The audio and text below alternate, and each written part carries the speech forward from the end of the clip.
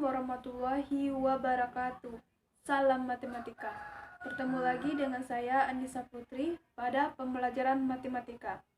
Bagaimana kabar Anda semuanya? Mudah-mudahan kita semua dalam keadaan sehat, jasmani dan rohani sehingga kita dapat mengikuti pembelajaran daring ini. Sebelum pembelajaran kita mulai, silahkan siapkan peralatan, alat tulis maupun buku yang dibutuhkan untuk mengikuti pembelajaran daring ini, dan silahkan ambil posisi senyaman mungkin supaya Anda dapat menonton video ini dengan rileks. Baik, sebelum pembelajaran kita mulai, kita awali dengan membaca basmalah. Bismillahirrahmanirrahim. Tujuan pembelajaran yang pertama, peserta didik dapat menemukan definisi dari rotasi. Yang kedua, peserta didik dapat mengidentifikasi sifat-sifat rotasi. Yang ketiga, peserta didik dapat menentukan hasil dari rotasi atau pergeseran. Apakah kalian tahu jam dinding? Bagaimana pergerakan dari jam dinding tersebut? Nah, apakah kalian juga tahu kincir angin? Lalu bagaimana pergerakannya? Yang terakhir, apakah kalian pernah ke pasar malam lalu melihat biang lala? Dan bagaimana pula pergerakannya? Dari 3 contoh tersebut, apa yang Anda peroleh? Nah, itulah yang dinamakan dengan rotasi. Lalu, apa rotasi itu? Rotasi atau perputaran adalah suatu transformasi yang memindahkan suatu titik ke titik lainnya dengan perputaran titik pusat tertentu. Arah perputaran dibagi menjadi dua. Yang pertama, arah positif, arah yang berlawanan dengan jarum jam. Yang kedua, arah negatif, arah yang searah dengan jarum jam. Sifat-sifat rotasi, bangunan yang dirotasikan tidak mengalami perubahan bentuk dan ukuran. Bangunan yang dirotasikan mengalami perubahan posisi. Rotasi terhadap titik O 0,0 sebesar 180 derajat A, B dirotasikan di titik asal 180 derajat, maka A absen, B absen, dengan A absen sama dengan min A, B absen sama dengan min B. Rotasi terhadap titik O 0,0 sebesar 90 derajat A, B dirotasikan di O 0,0 90 derajat, maka A absen, B absen.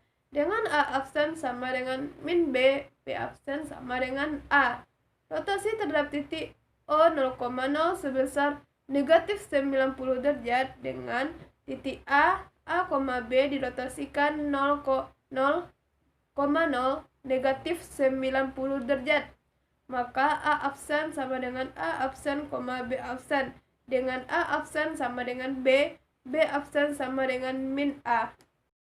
Kita masuk ke contoh soal. Sebuah pesawat mainan pada titik koordinat P 30,10 berputar 90 derajat berlawanan arah jarum jam menuju titik Q. Setelah sampai di titik Q, pesawat tersebut kembali berputar 90 derajat dari titik asal menuju titik R.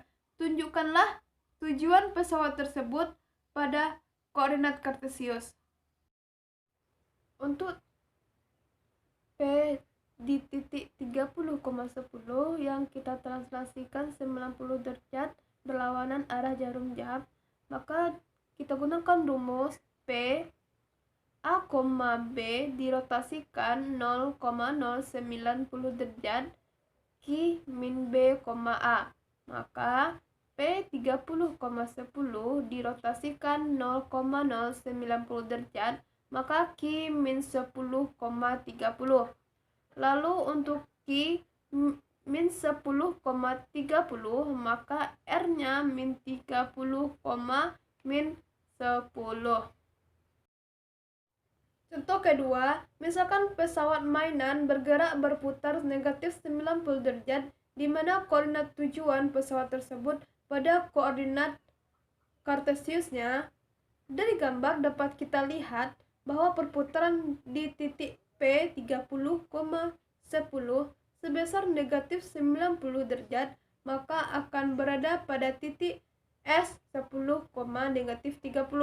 Dapat kita tulis sesuai dengan rumusan tadi, maka P 30,10 dirotasikan 30,10 di negatif 90 derajat, maka S 10, negatif 30.